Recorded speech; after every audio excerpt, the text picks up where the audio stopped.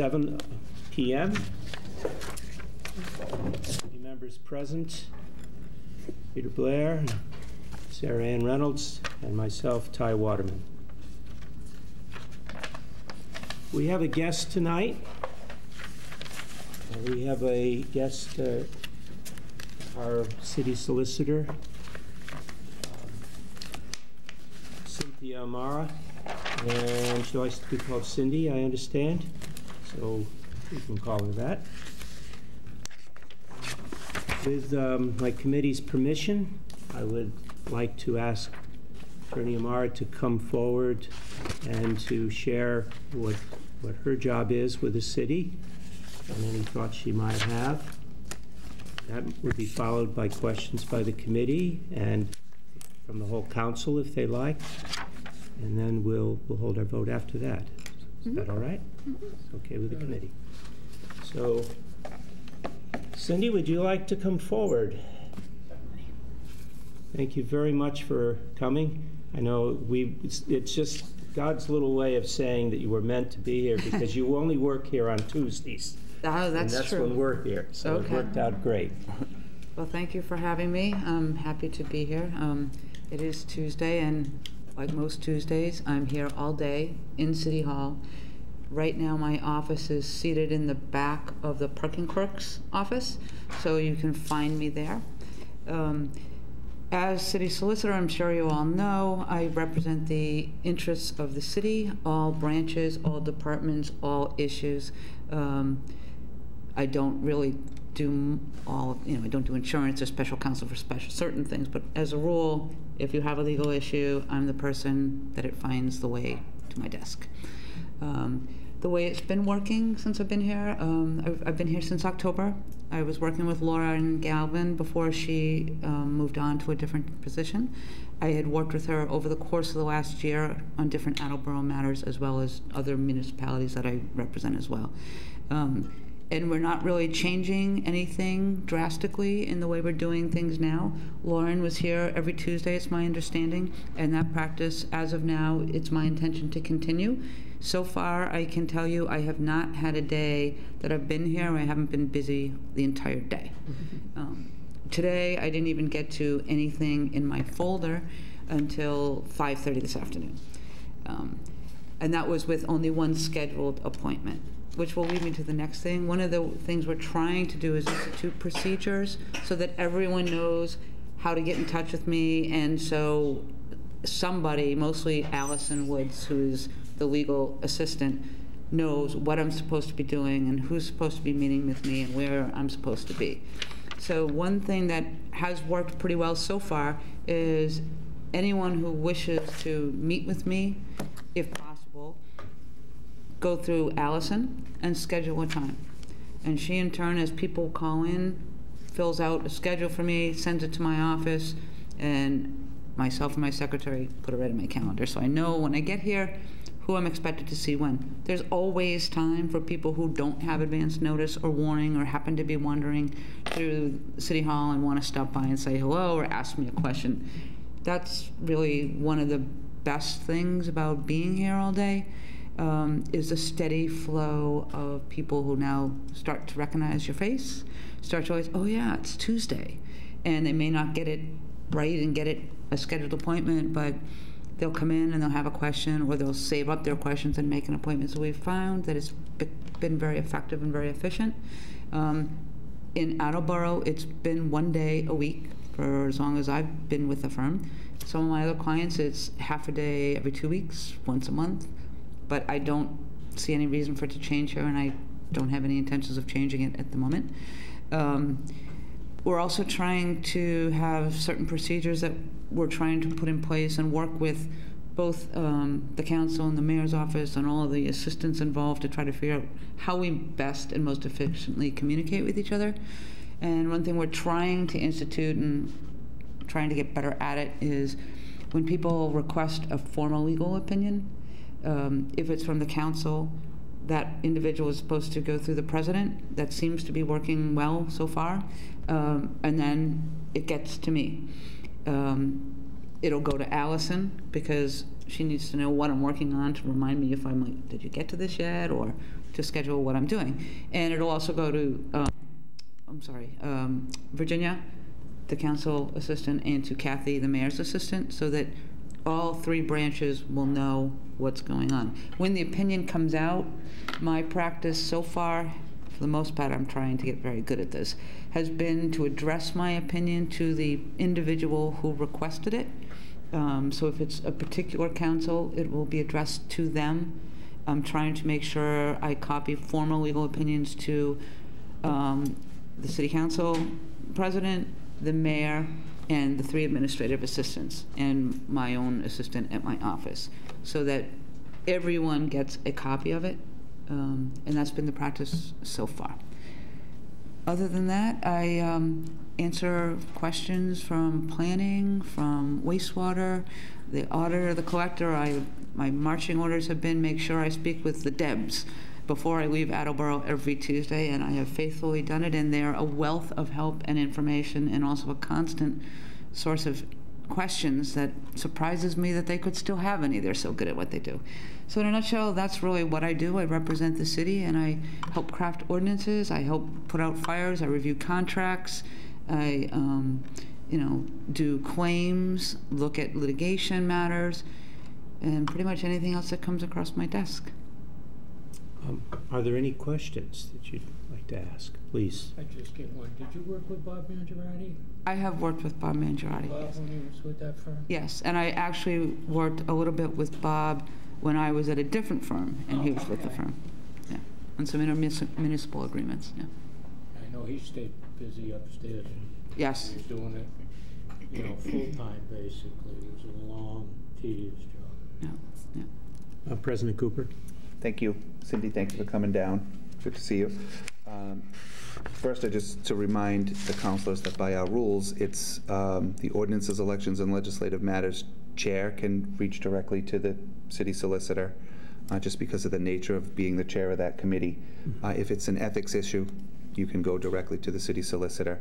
But anything else needs the permission of the council president in order to make sure that we're going with appropriate things, or we haven't sort of been down that road before and already have an opinion before we pay when the purpose of that is to allow Virginia some time to prepare, get anything that we might have to help support the question before we ask for another opinion of it.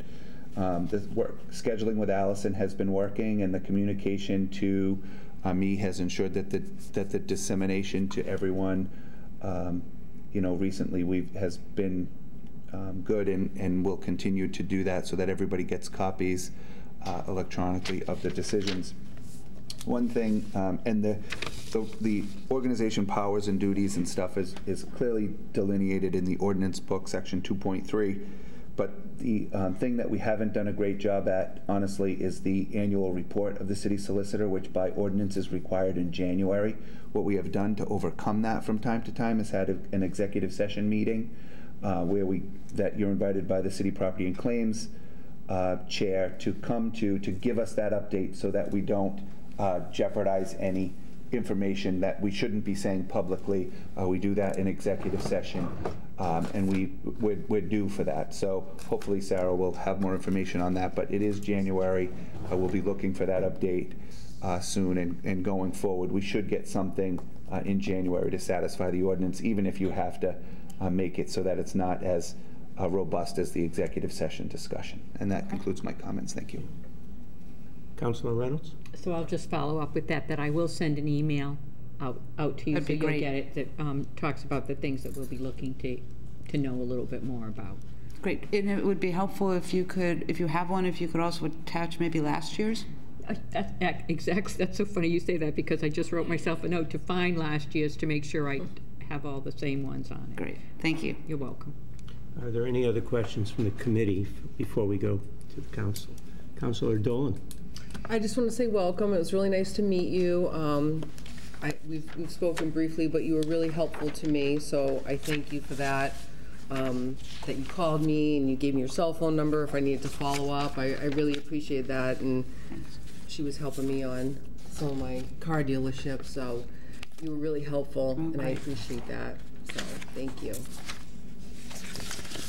Any other questions from the council? Well, we appreciate it very much that you came, Thank you. and I would like to make a motion now. That's it. Thank you. I would entertain a motion to approve the request, oh, yeah, got the right one.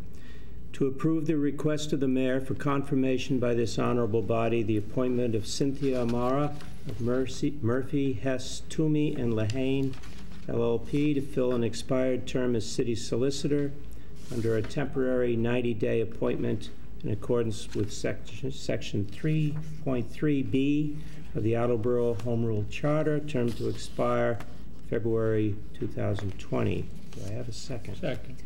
Thank you.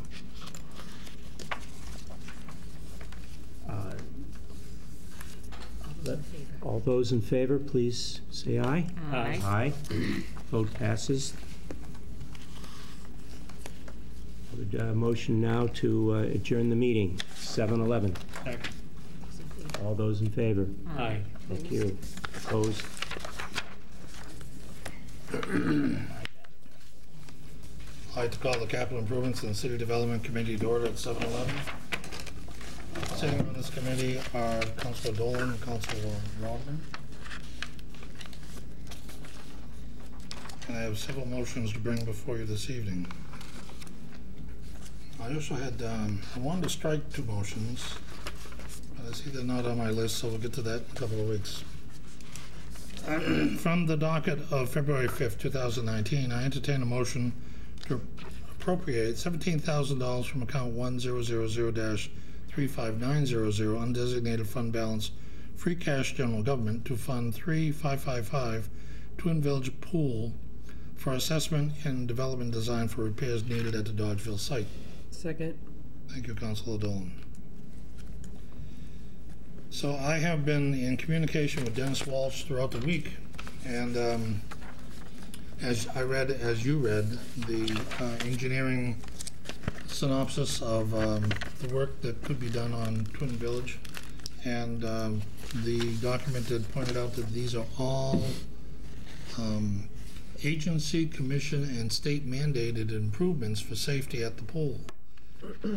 This Twin Village pool is the pool that's located down below Dodgeville and across from what used to be St. Stephen's, now St. Stephen's Cemetery. The pool gets a heavy amount of use, and the $17,000 to do the engineering will be able to tell us how many dollars it's going to take to bring the pool into compliance. I would expect that number to be big, but not preventive to opening the pool. It's not like the Liddell pool in South Attleboro. That's a whole different disaster. The Twin Village pool needs a tune-up, is basically what it is. And some of the things are major and some of the things are minor. But the state has set these standards for good reasons.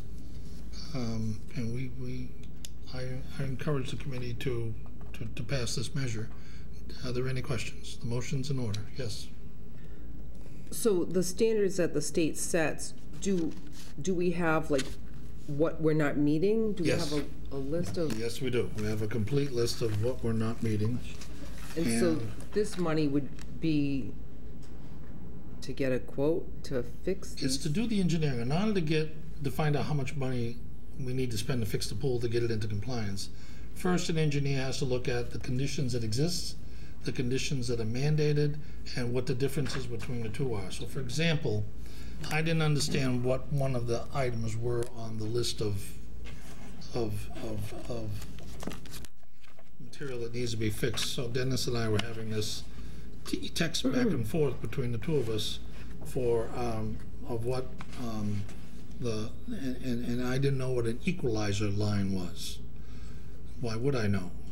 Turns out and he sent me a diagram. So I now have a diagram of exactly on my cell phone what the equalizer line is, but it is the suction line installed below the skimmer, about 18 inches below the line. And the purpose of an equalizer line was to allow the skimmer to keep operating if the pool water level drops below the opening to the skimmer.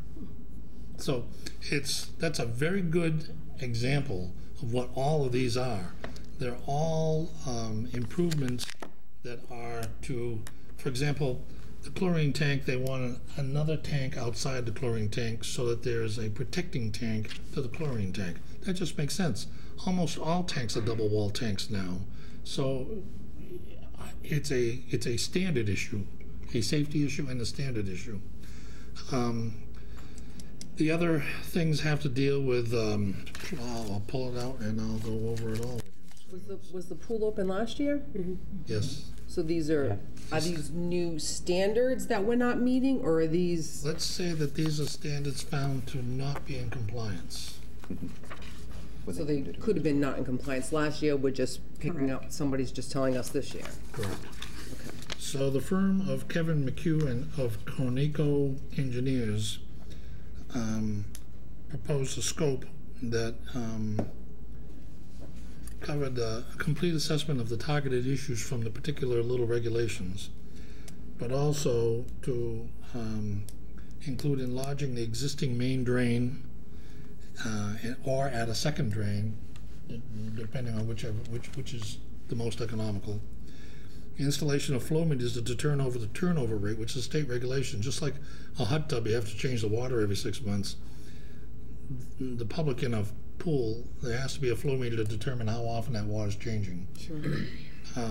Possible treatment system inadequacies of pipe sizing and equipment sizing, so that the pool is being fed the proper volume and the proper chemical composition at all times. Possibly adding a secondary containment tank around the chlorine tank. That just makes good sense. Installing covers over the equalizer lines, what I just described, the skimmer for the returns and the outlets. So this appropriation of $17,000 is going to pay Kevin McHugh of Cornico Engineering to present a document to go out to bid, so that it protects the city, that all the work is going to be done right. It's written by an engineer saying these are the parameters, this is what has to be done, and this is how we're going to measure success that you got it done. And we need that to go out to bid. Okay. Is All right. there- Thank you. Is there a good chance that it would be ready in time for this summer? Oh, that's the intent, is to have the pool open this summer with all these changes made, yes. So I will support this in front of the full council, especially with the conditions of the South Attleboro pool, the camps and the parks and everybody, where all the kids tend to recreate all summer long. We're going to be down a pool. So they're going to, all the rest of our city pools will be have a heavier burden and a heavier load of students. Students, they are. But so I appreciate Dennis, paying attention to this at this time when the pool is empty, so they can do their inspections and see the things that need to be done. And that was one of the conversations that I have, is that we're doing this now in the wintertime. No one's surprised about what's happening as we're moving down the pike, and that it will be ready for when the kids are out of school. So it will have my support on the full council. Thank you. Pool usage is strictly weather dependent. The hotter it gets, the more kids there are in the pool, which puts more demands on the pool in terms of water flow and changes and safety and all that. So I concur with my fellow Councilor Parika that this is timely and it's a good time to get it done. So I would encourage this full support of the council. Any other questions? No. Motion's in order. Call for a vote. All in favor? Aye. Motion passes. From the docket of February 5th, 2019, I entertain a motion to approve the request of the mayor to transfer $116,335.05 in Fund 3222 wastewater second stage lift from account 3222-599000 wastewater second stage lift, other financing uses, to account 3223-499000 wastewater vehicle and equipment fund, other financing sources, to fund a portion of the acquisition of the vehicles identified by the wastewater superintendent, Tom Hayes. Calls for a second. Second. Thank you. I don't have. It's under Mr. Delicio. Just if you look under, Oh, thank you. there was a, What was your I'm question, like, Counselor? you kept reading, and I was like, It's not on this page for both of them. it's Oh, not on. okay. My apologies for that. It's in the wrong committee. On the docket, it's on the It wrong. should be on the docket. You should be able to find it on the docket. Okay, did I second? Second. I'm not sure if I did. Let me make sure we all understand what I'm talking about here, okay? So if you look at the docket for February 5th, the item is listed. It's okay, it's under Chairman Delicio's committee. It's just put into the wrong committee report, that's all. Right. Thank you for that. I don't have it in the docket.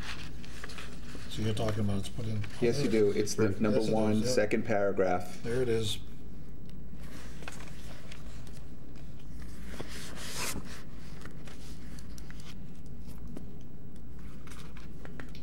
Top of page 3. Find it, Counselor? Got it, thank you. I have it. Find it, Counselor? Yeah, Okay, I'll good. find it. So, this appropriation was voted by the council to expend the monies to conduct the second stage lift repairs at the wastewater treatment plant, and it was done with a $116,335.05 not expended. So that second stage lift fund had a 10% contingency, which is all in here, and they did not expend all the money that they thought they would need to get the job done. I did ask Tom if he wanted to come and speak to the council, but he's having surgery tomorrow. He'll be back to work in a week. And I told him that I thought I fully understood all of the issues that I had to discuss with you tonight, so I told him to concentrate on his health. Do you have any questions? No. Seeing none, I'll call for a vote. All in favor? Aye. Aye. Motion passes unanimously. From the docket of February 5th, 2019, I entertain a motion to approve the request of the mayor to transfer $95,000 in Fund 3222, wastewater second stage lift, from account 3222-599000, wastewater second stage lift, other financing source uses, to account 32244990, wastewater SCADA fund, other financing sources, to fund the engineering and assessment study for wastewater SCADA supervisory control and data acquisition system. The combination of these transfers will close Fund 322 wastewater second stage lift. Second. Thank you, Councilor Dolan. So, in addition to the wastewater department needing, severely needing some vehicles, the wastewater department operating system, the supervisory control, think of programmable logic controllers, think about devices which monitor systems. In the water department 2, 3, 4 years ago, we overhauled the entire water department from analog to digital. Do you remember that? Maybe not. It's not the most exciting headline grabbing activity in the city. But the wastewater department was built in the 60s, and a lot of the equipment used to run that department is more than 40 years old. And what Tom is trying to do is to update some of it into a supervisory control, what is it called? Supervisory control and data acquisition system, to make it digital. So that as things wear out, instead of replacing them with analog, which is out of date and possibly not being manufactured any longer, it's replaced with a digital module. The digital module then needs to talk to something. So the analog spoke one language, the digital speaks a different language. As a result, eventually the whole system gets changed over. And as we know, in the future, we're going to have a new wastewater plant someday in the future. So perhaps some of this SCADA will migrate to the new system. Maybe it will, maybe it won't. However, we want to keep the wastewater system running, and the SCADA system is an important update to the plant. And that concludes my comments. Do you have any questions? None. Any questions? Motion's in order. All in favor? Aye. Motion passes unanimously. From the docket of February 5th, 2019, I entertain a motion to approve the request of the mayor from the city auditor, Deborah Gould, to close Fund 322, Gravity, Thickener, and transfer $27,139.70 in Fund 3220, Gravity Thickener, from account 3220-599000, Gravity Thickener, other financing uses, to account 3223-499-000, wastewater vehicle and equipment fund, other financing sources, to fund a portion of the acquisition of the vehicles requested by wastewater department. This transaction will close Fund 3220, Gravity Thickener. Second. Thank you. Councilor Dolan.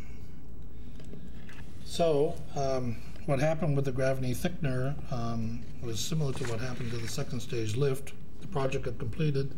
We had $27,000 left over.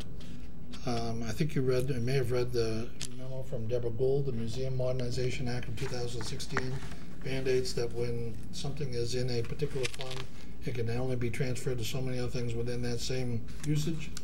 And this, combined with the first motion, the first motion for the wastewater department, will go a distance to get the equipment and vehicles that the wastewater department needs. Are there any questions? Councilor Cooper. Could you, so this is $211,000 worth of vehicles. Could you just tell us what they are? No. I don't think it is. Let's see, it's 143,000. Okay. The 27. Yeah. Yep, the vehicles were outlined in last year's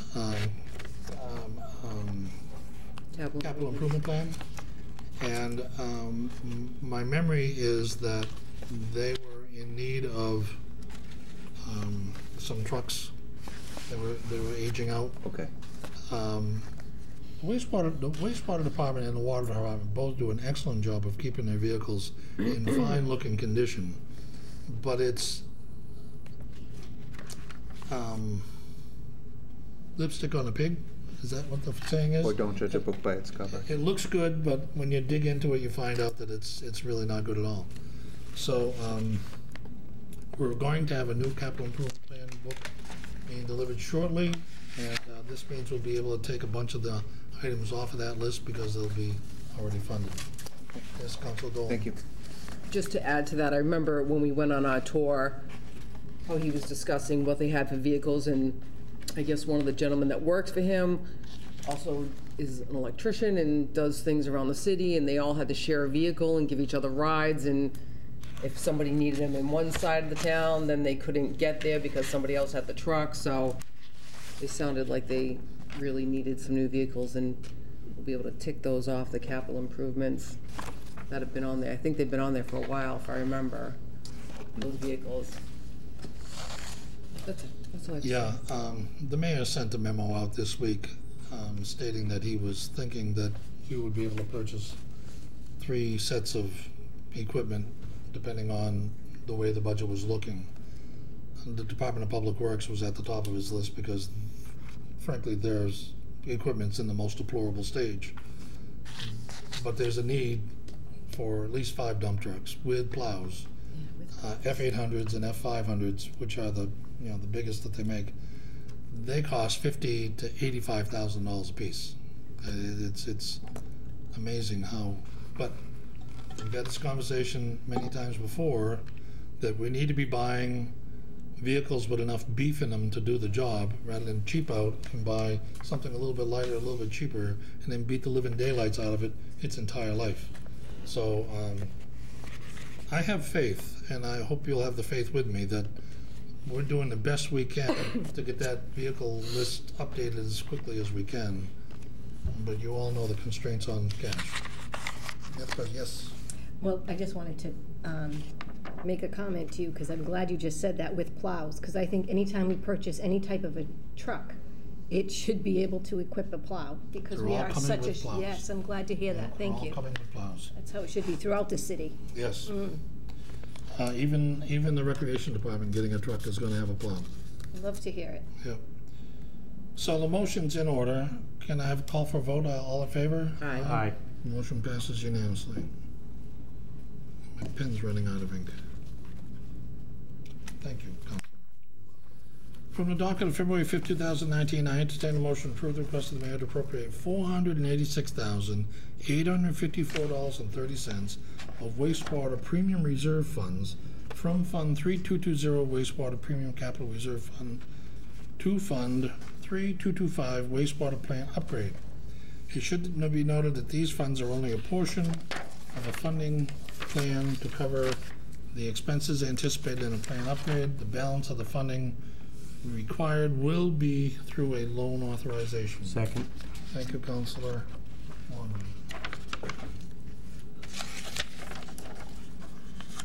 So, the reason why I asked Tom to come to speak to the committee tonight is because I thought what happened was one that was meritorious to the management skills of Tom Hayes.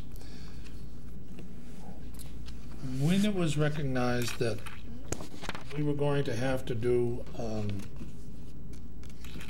a second stage lift program at the wastewater treatment plant, you may recall that Tom came in and said what's required in this project is that a contractor is going to have to come in with a big pump, truck, semi-tractor trailer pump, and bypass the whole wastewater system for days until they get all the second stage lift pump done. Do you remember that conversation? Mm-hmm.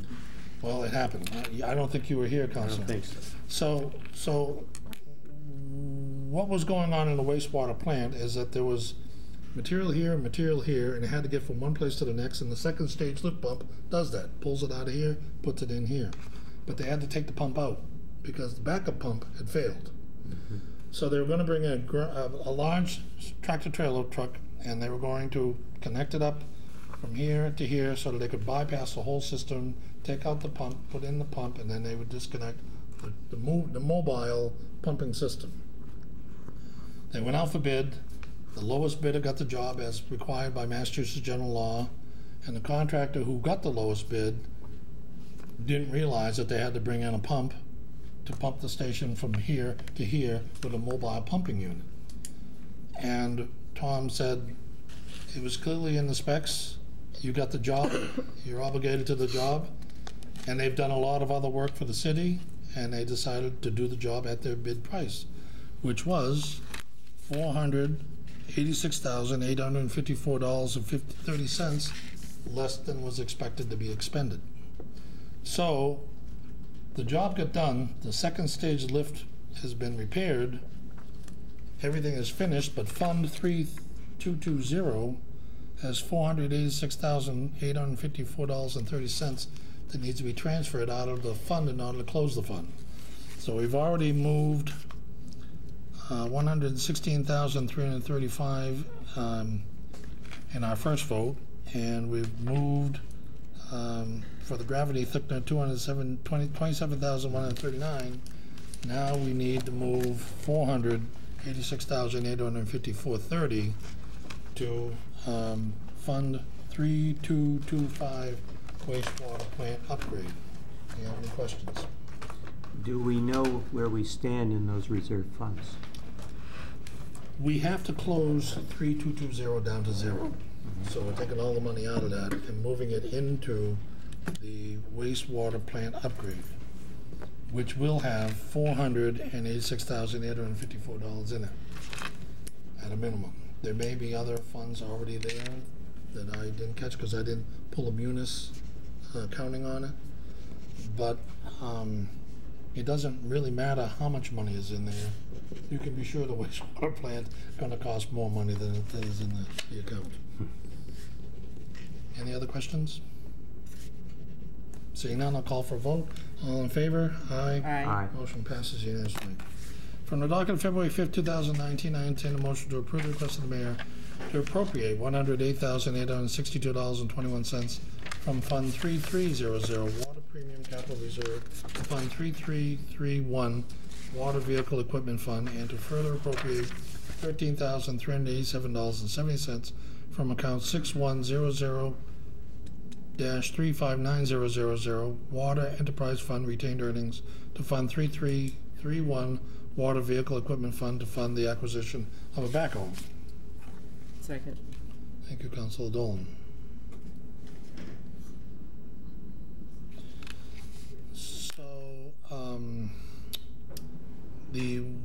Water Department has been looking for a new backhoe that had a deeper reach. I think it was 13-foot reach. So that the backhoe, more than being just the standard arm digger that you used to see, it has an articulation in it that lets it get a little extra reach to get down to deeper or farther places. And the backhoe that they have has been on the Capital Improvements Fund for at least 3 years that I remember. So this is Fund 3300 Water Premium Capital Reserve being transferred into Equipment Fund to purchase the backhoe. Any questions? No. Motion's in order. All in favor? Aye. Motion passes unanimously.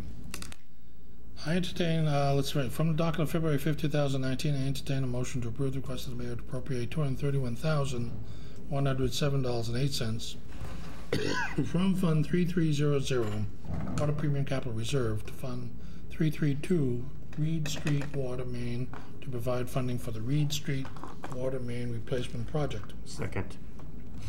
Thank you, Councilor Waterman.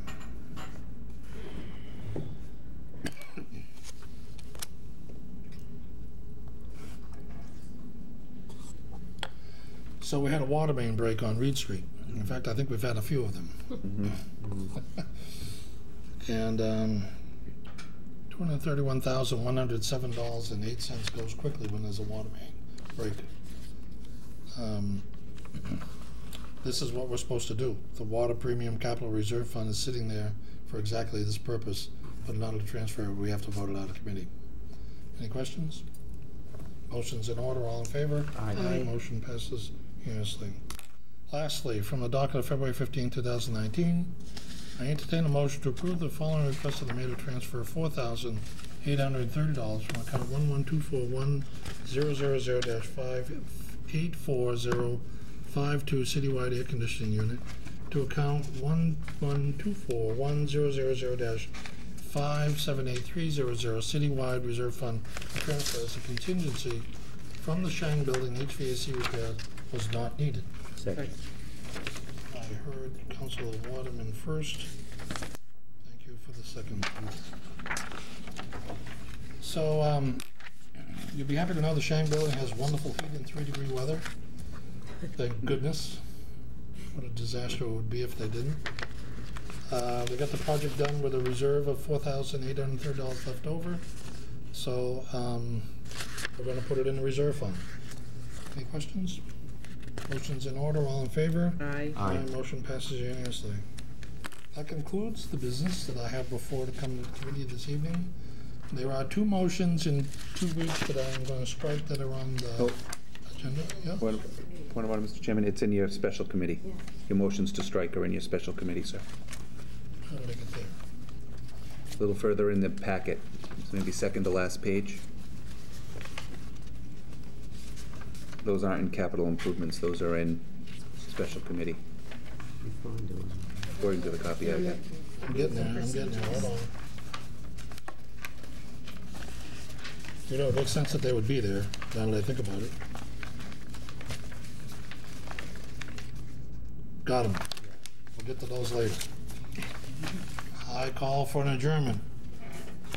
All in favor? Aye. Aye. I declare the capital improvements and city development committee adjourned at 7:38. Thank you all.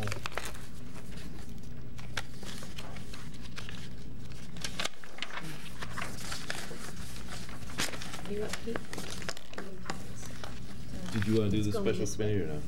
We can do that at the end. Is it on the list? It's on the list, but you're beyond that time, so you can just go Okay, right all in. right, I'll do it right now then.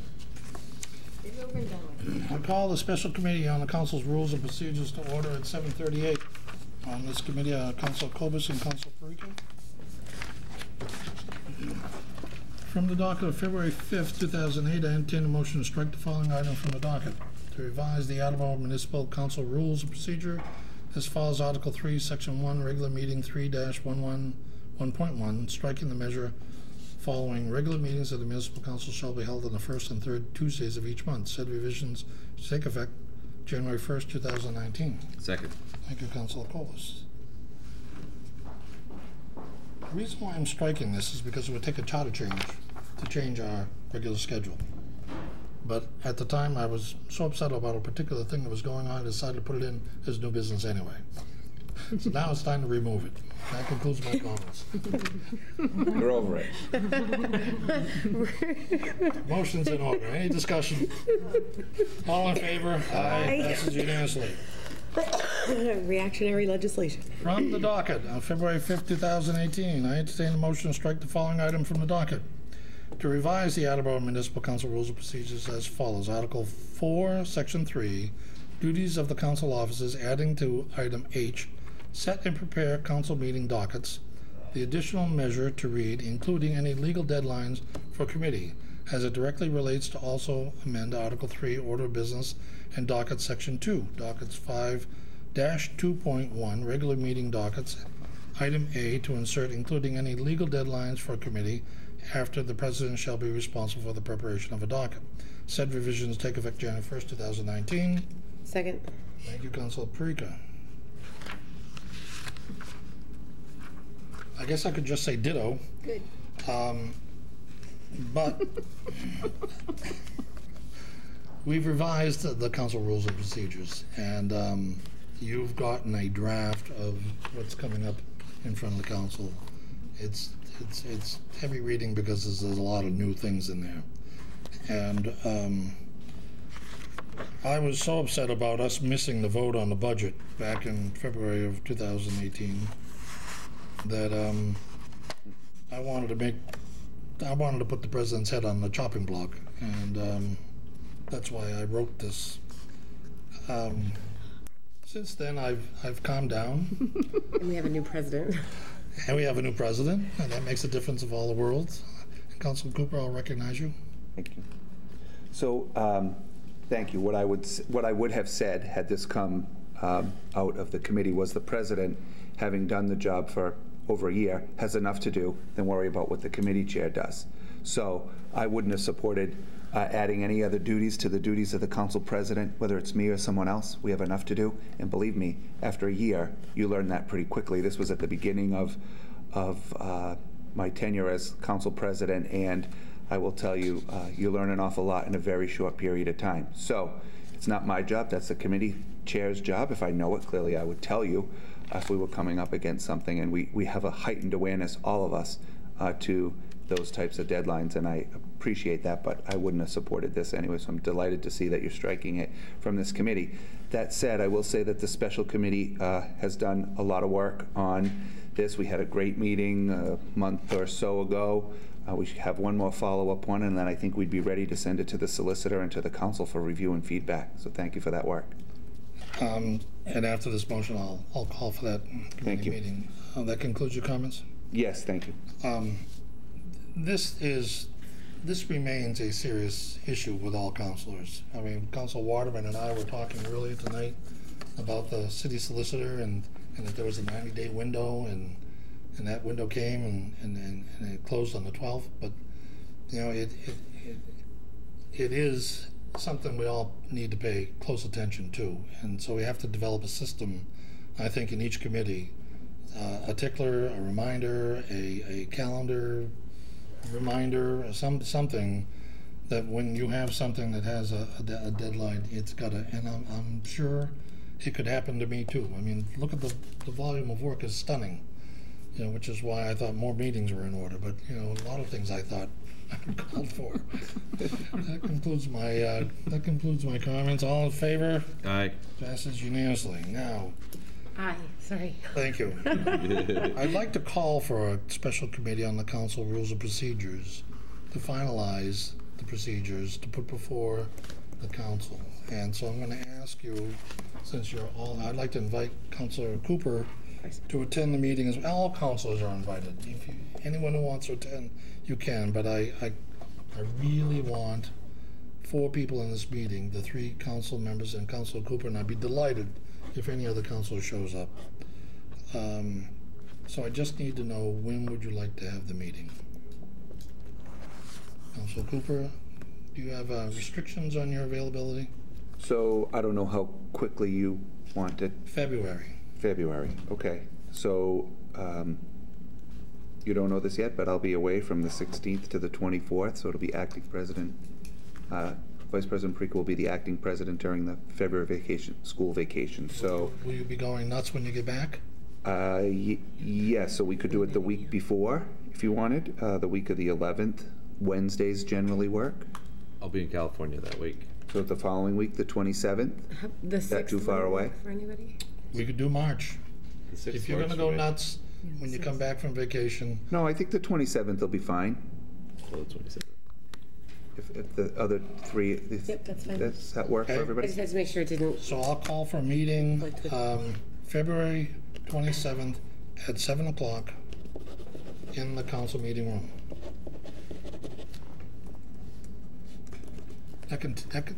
Questions? No, I would just make sure we tell Virginia to post that. Yes, and well, it's gonna go right here on my council minutes to Virginia to post. Thank you. That concludes the business special committee on council's rules and procedures has been before the council this evening. I'll call for a motion to adjourn at 7:46. Second. All in favor? Aye. Thank you. Motion passes unanimously. Thank you. All right. I call zoning and land use committee to order at 7:46. We do have a fair amount to go through today, so let's get right into it. Make sure I'm starting with the right one. So from the docket of October 2nd, 2018, the following votes pertain to the petition of BCWC Inc. to modify the previously granted special permit dated November 21st, 2017, to allow for the change to the floor plan at the marijuana business located at 34 Extension Street. Now, I'm going to go through a number of motions for BCBW. These are the 6 standards that we voted on a few times. Now, this first set of motions is just to modify the existing special permit. Remember, they came in and talked about the change to the floor plan, where they moved the retail portions of the business to segregate it from the manufacturing and cultivation pieces. So we have to go through, because we have the special hearing and all of that, we have to go through all of these motions again. But again, this is just for the medical marijuana portion of BCWC. After we're done with this, we'll talk about the full, the recreational pieces, but these first set of motions are just for that. Before we get into it, are there any questions or comments? All right. I entertain a motion that the municipal council find that standard 1 of section 17-9.4A, standards for granting permit, is satisfied as the requested use is allowed under section 17-3.4, table of use regulations, community facilities 11C, as a special permitted use in the district for which the application is made. Second. Again, this is just a small change. Any questions, comments? All in favor? Aye. Aye. Motion passes. I entertain a motion that the municipal council find that that standard 2 of section 17-9.4A, standards for granting permit, is satisfied as the requested use will not cause undue traffic congestion or impair pedestrian safety. Second. And I'll talk a little bit about traffic when we go through the next ones, but this is, again, just a change to the already granted special permit. Any questions? All in favor? Aye. Aye. Motion passes.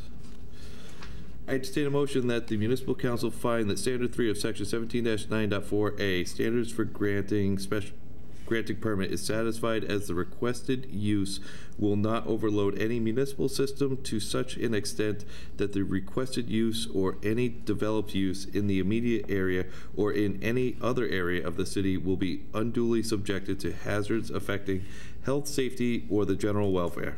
Second. Same comments as before? Any discussion? All in favor? Aye. Aye. Motion passes. I entertain a motion that the municipal council find that standard 4 of section 9.4a, standards for granting permit, is satisfied as the requested use will not have a severe undesirable effect on the neighborhood, public, and environment that would be lessened significantly by denying or modifying the requested permit. Second. Any comments? All in favor? Aye. Aye. Motion passes. I entertain a motion that the municipal council find that standard 5 of section 17-9.4a, standards for granting permit, is satisfied as application pursuant to the provisions of section 17-10 special regulations has been filed. Second. Any comments? All in favor? Aye. Aye. Motion passes.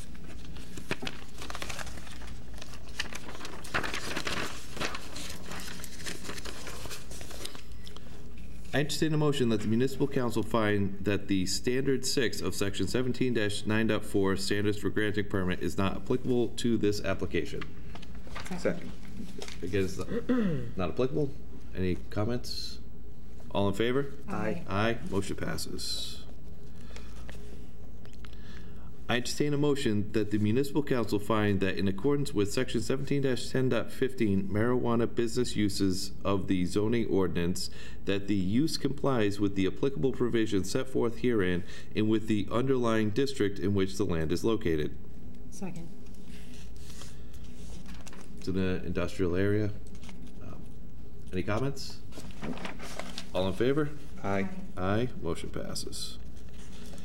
And finally, I entertain a motion to approve the petition to modify the previously granted special permit dated November 21st, 2017 for BCWC Inc., 34 Extension Street, Attleboro, to allow for changes to the floor plan pursuant to section 17-9.0 special permits in section 17-10.15 marijuana business uses in marijuana business with the subjects. I think there's a typo there. Let me read this in again from the start.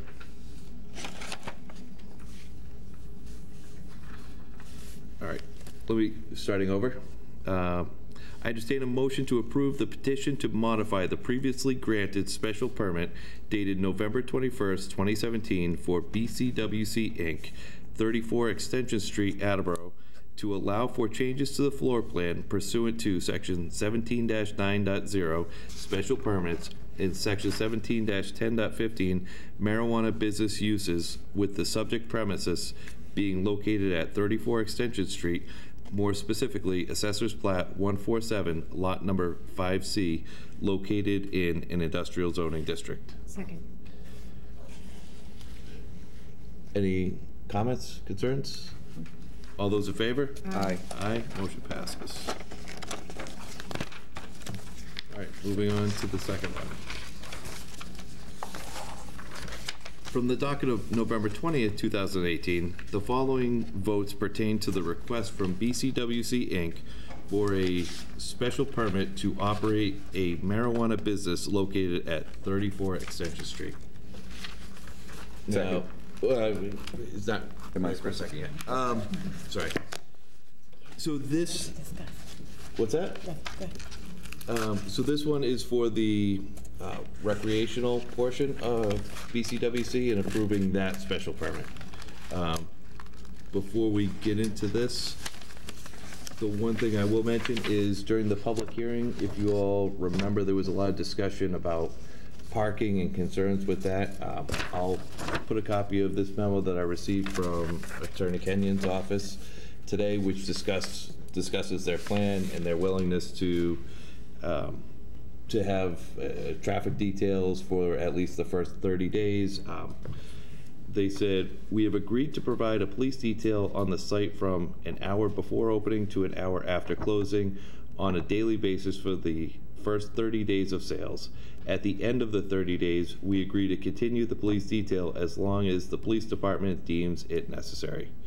They also mentioned that during that period, we also We are also agreeable with having all employees park off-site and will provide transportation for them to 34 Extension Street. This will be done until the initial surge in customers is over and the 97 available spaces are not necessary for the customers. So that's that was the primary concern during the public hearing. So are there any general concerns before we get into? You do need a second to have more discussion on what you're talking about right now. So to have that second to be able to. So the only thing I read is that the following votes pertain to blah blah blah. Okay. So that wasn't a motion. That was just. So are there any general discussion before we get into the individual motions? Councilor Conti. So I remember reading that marijuana, recreational, adult use recreational marijuana, traffic's congestion had been alleviated by scheduled appointment visits to the facility and not being allowed unless you were at the appointed time. So that if I was to buy, I want to buy adult marijuana from BWCW, I would go online, I would contact him, I'd ask for an appointment time and date that would mutually agree upon. So they say, okay, 5 o'clock on Friday, your number 143, be here at 5 o'clock, and we'll open the door for you. And so no one's standing around waiting to get in unless they have an appointment to get in, and if they're scheduled to get in at the right time, it eliminates all the people in the parking lot, eliminates all the congestion down the street, and eliminates the tragedy that occurred in the first marijuana facility that opened in Linfield. Doesn't it make sense to do that here? And I'm glad you brought that up. This property has 69 existing off-street parking stalls, which we were talking about with the online queuing. They recently did with the dispensary that opened in Fall River. It was mandatory for the first weekend, and then they no longer required that because there was no longer an issue there. With 69 existing off-street parking spots, I don't personally perceive that to be an issue. Therefore, I did not bring it up with BCWC. If you'd like, I can ask them to, if that's an option, but I don't know that that's something we should require. I personally don't think we should require that. I would agree with you that we shouldn't mandate it, Mm-hmm. but I would have thought that they would have adopted that system because it'd be less expensive than having a police detail all their hours of operation for the first 30 days, which is not a bad idea anyway, but would not be necessary if it was a scheduled appointment only. With 69 parking spaces, that seems quite adequate. And maybe all the panic about traffic and marijuana was because there was such an anticipation, and once these facilities finally get open, which is going to be a year from now, maybe that pent-up demand will be gone. It's just a thought, that's all. You were asking for discussion. No, it's a good discussion, and I'm glad you brought it up. Thank you. Any other? So I think just President Cooper? where this is applicable is probably the third or fourth motion here around undesirable effect to the neighborhood. So I think if there is more discussion, we should move through. And all right.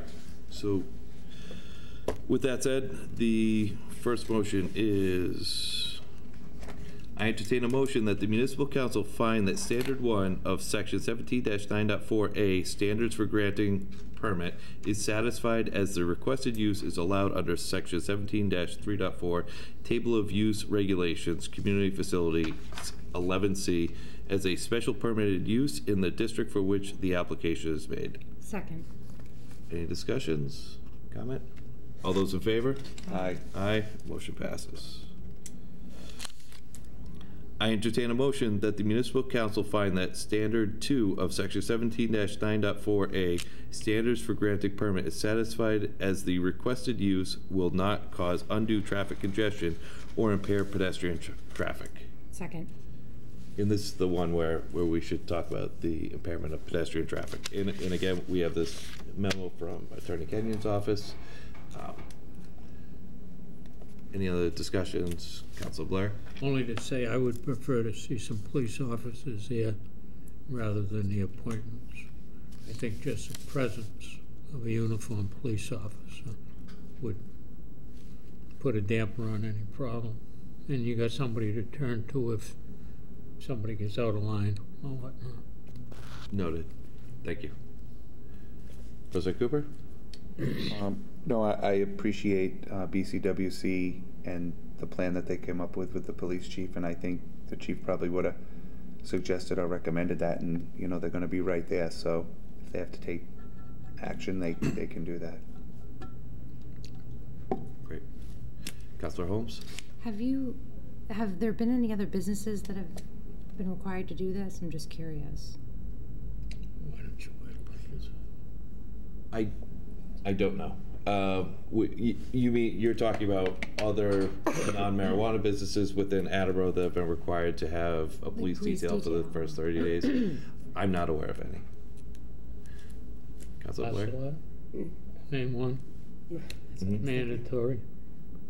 They can ask, if I might, for anything that disrupts the normal flow or causes a safety hazard. The chief is the one that can ask for or insist on a police detail. So. Okay. Yeah, I was more curious if there was ever like a contract or how that worked exactly. I guess. This isn't. They're required to pay. I'm assuming, right, or something. So I just didn't know. Yeah, this is extra duty. President Cooper. So if I may, they will have to pay for the time. Of course. And I believe it's in 4-hour increments, whether they use 4 hours or not. And here it sounds like they'll need at least a 12-hour coverage for the first 30 days. And it sounds to me like that was the negotiation that happened between the potential business and the chief of police. They agreed to it. So I'm okay with it. Any other comments? That said, motion's in order. All in favor? Aye. Aye.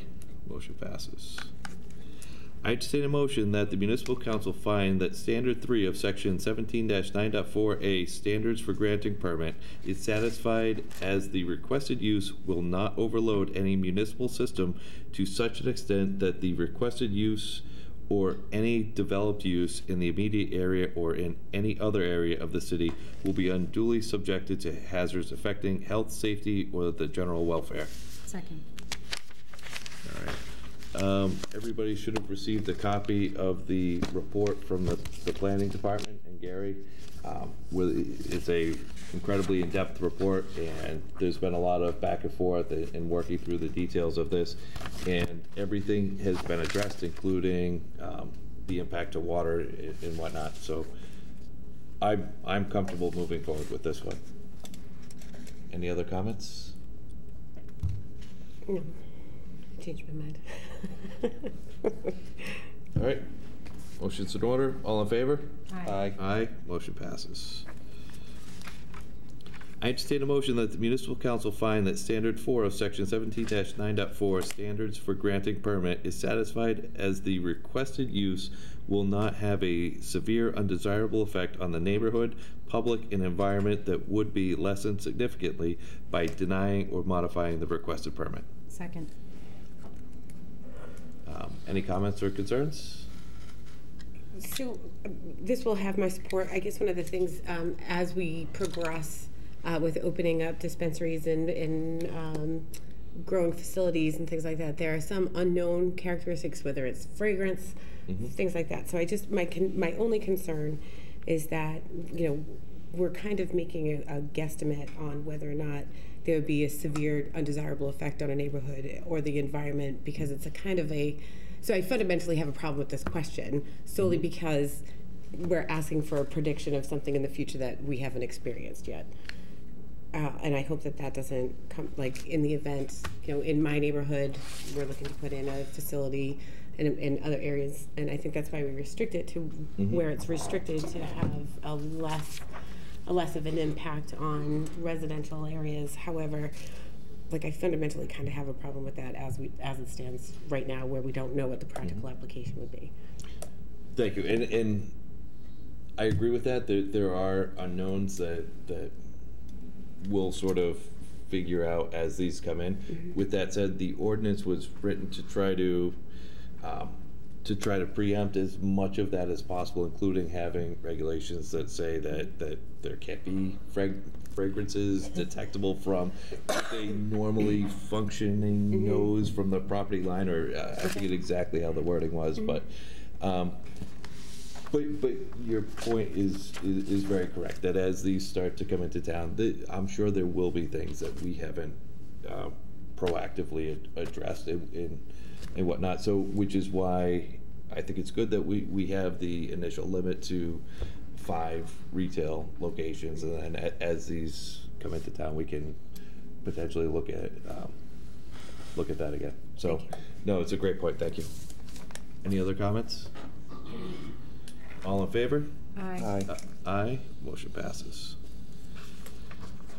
I entertain a motion that the municipal council find that standard 5 of section 17-9.4A, standards for granting permit, is satisfied as application pursuant to the provisions of section 17-10 special regulations has been filed. Second. Any comments? All those in favor? Aye. Aye. Motion passes. I entertain a motion that the municipal council find that standard 6 of section 17-9.4A, standards for granting special permit, is not applicable to this application. Second. Again, this one's not applicable. It's not scientific research. Any other comments? All those in favor? Aye. Aye. Motion passes. I entertain a motion that the municipal council find that in accordance with section 17-10.15 marijuana business uses of the zoning ordinance, that the use complies with the applicable provisions set forth herein and with the underlying district in which the land is located. Second. Any comments or concerns? All those in favor? Aye. Aye. Motion passes. And finally, I entertain a motion to approve the application for a special permit for BCWC Inc., 34 Extension Street, Attleboro, pursuant to section 17-9.0 special permits and section 17-10.15 marijuana business uses, with the subject premises being located at 34 Extension Street, more specifically Assessor's Plat 147, lot number 5C, located in an industrial zoning district. Second. Any final comments? All those in favor? Aye. Aye. Motion passes. That concludes my business for the Zoning and Land Use Committee. Just a President Cooper? point of, did we get any feedback from the planning board on the other 2 ordinance changes? I don't remember receiving that. The other 2 ordinance In your changes. committee, 17-21.3A, establishment of zoning districts.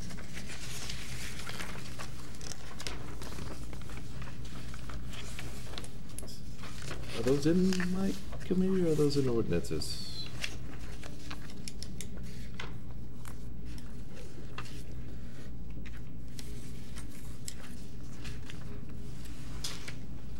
Well, we can sort it out after, but I don't have my. Those are voted out and done. Those shouldn't be on here. Okay, that's what I thought. Good catch. Thank you. That concludes my business for Zoning and Land Use Committee. Motion to adjourn. Second. All those in favor? Aye. Aye. Adjourned at 8:08. Budget and land use, or excuse me, budget and appropriations is canceled for tonight. Okay, I called Transportation and Traffic to order at 8:09. There's a few, it's been a little while since we've had a Traffic and Transportation Committee meeting. This would be lovely. I have a couple of motions to strike and a couple little updates for you.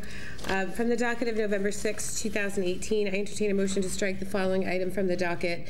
A communication dated October 15th, 2018 from resident Leo Johnson expressing concern about, quote, no truck signs on Tiffany and the heavy truck traffic building in County Square. Second. Thank you.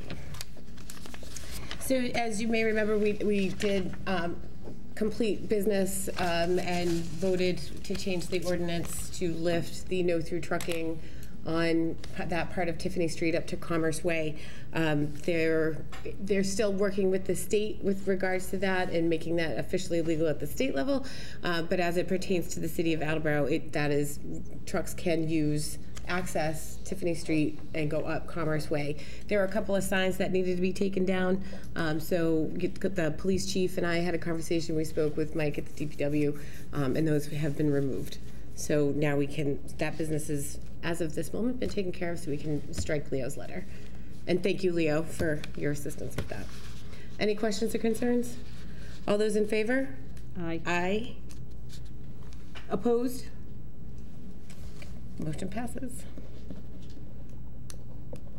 Okay. From the docket of November 6, 2018, I entertain a motion to strike the following item from the docket: a communication dated October 16, 2018, from the Transportation and Traffic Committee regarding the AHS roadway enabling project. Second.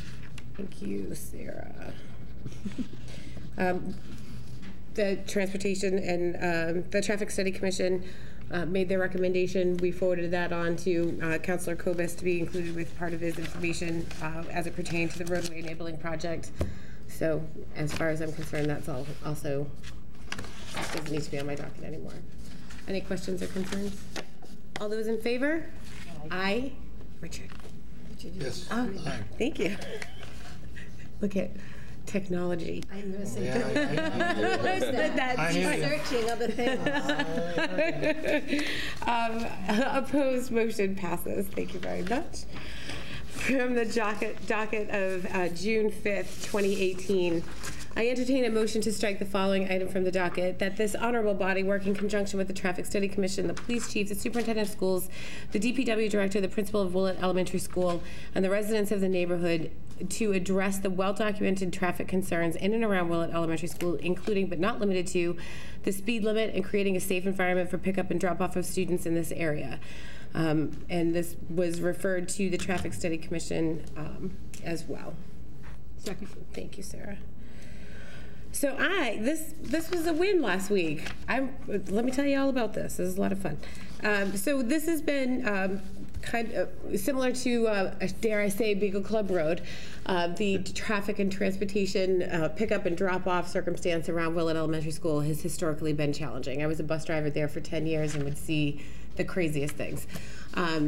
There were lots of, I've had, over the course of the last 3 years, being the transportation chair, I've implemented no U-turn signs. We've put up no parking signs. We've done taken all sorts of measures to try and remedy the congestion at that particular school. All of our other elementary schools are down a long driveway. Thatcher, even in and of itself, is set back further than you have to go through a residential neighborhood to get there, but the pickup and drop off there is a little smoother. That's not the case at Willett because it's smack in the middle of a neighborhood. Through significant discussion, there was suggestions to make Watson Road a one-way. Let's do a seasonal one-way. Let's do it hourly. Let's do just a million different things that the municipal council would have to do some major calisthenics to get through. We would have to sell it to the residents in the neighborhood and things like that. And I figured that there was a better way to do this. And truth be told, I was sitting at my kitchen table with Eddie Perica, and I was like, how do I fix this problem? And the two of us sat down, and so thank you, Eddie, for your assistance.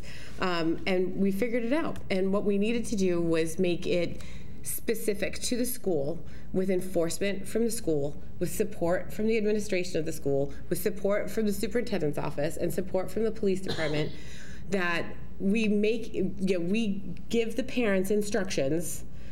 You need to put a sign up in your window with your last name. They corral all the kids down in the gymnasium. Everybody comes in Watson Ave, Riverbank Road. There's no longer anyone dropping on the far side, on the riverside of Riverbank Road. Parents would come, line both sides. Kids are popping open doors, running across the street. Buses are trying to get through. Honest to goodness, it was absolute mayhem. the plan that we implemented with so much help from the Willett PTO. I was there for a couple afternoons watching it get implemented. Everybody has their name tags. They pull up, they have a bullhorn, and they call out, "Our Parika children, come on out!" And those kids load up, and they load up, between 5 and 6 cars at a time at pickup time, and they discharge about 6 cars at dismissal. It has been in effect for a week, and it was a little bumpy last week. Everyone was getting to understand the process a little bit better.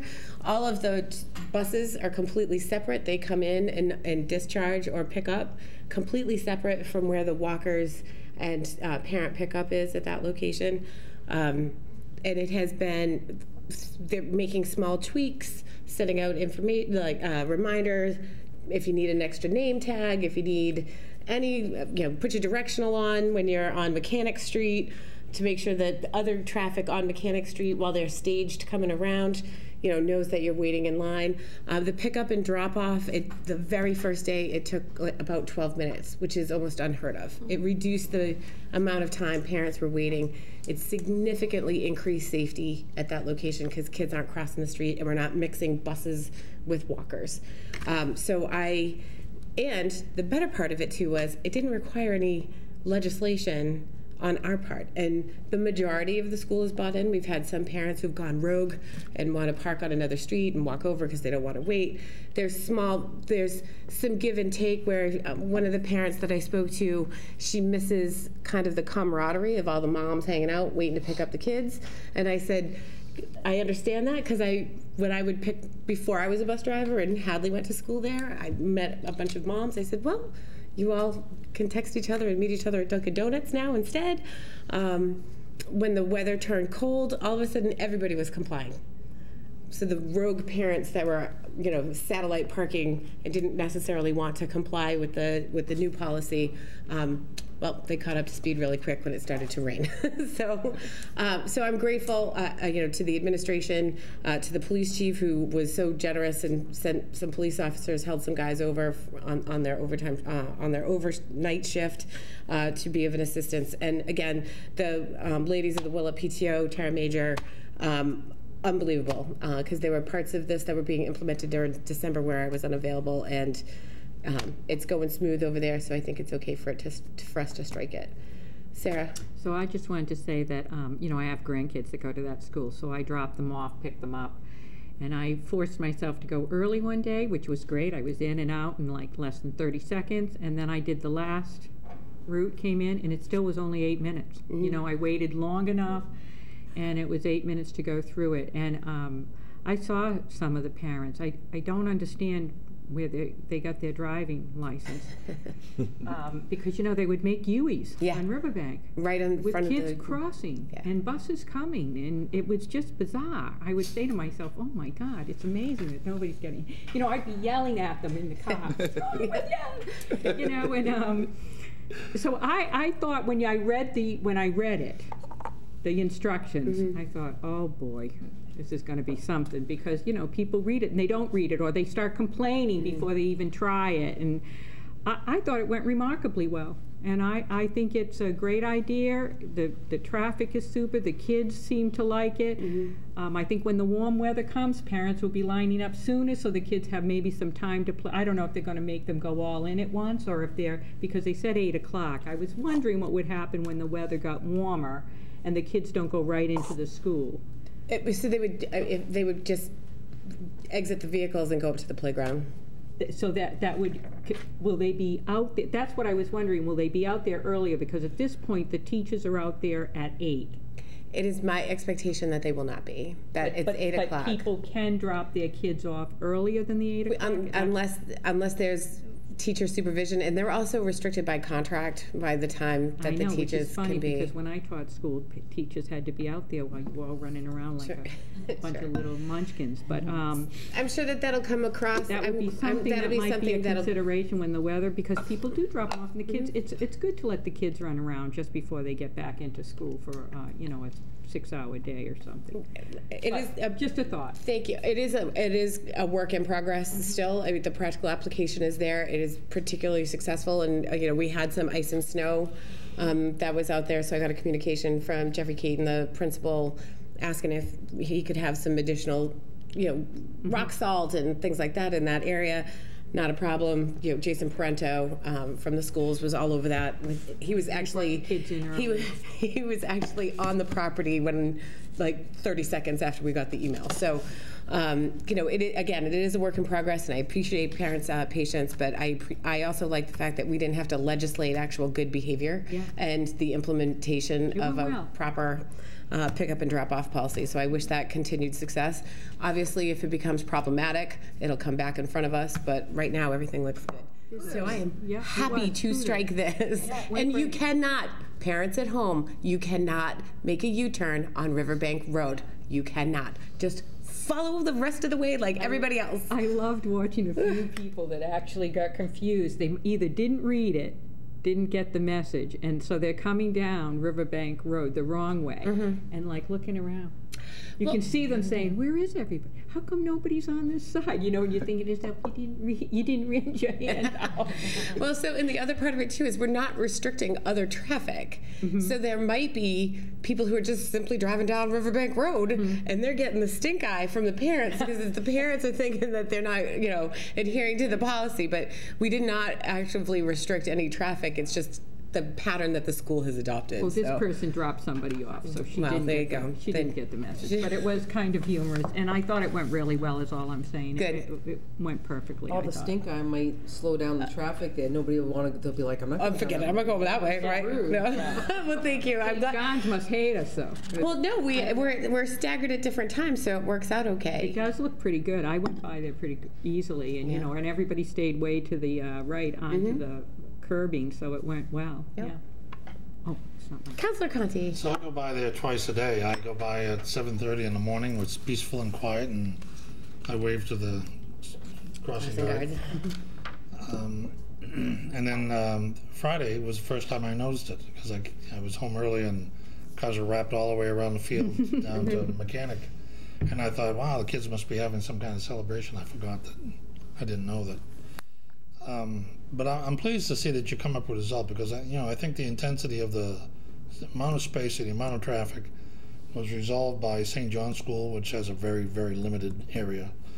There's another school down in Pawtucket I'm familiar with. I think it's St. Mary's. It's the same thing. Very, very congested area and a lot of cars, and they all work it out. And it just takes it takes a plan and a firm hand to enforce the plan, and a way to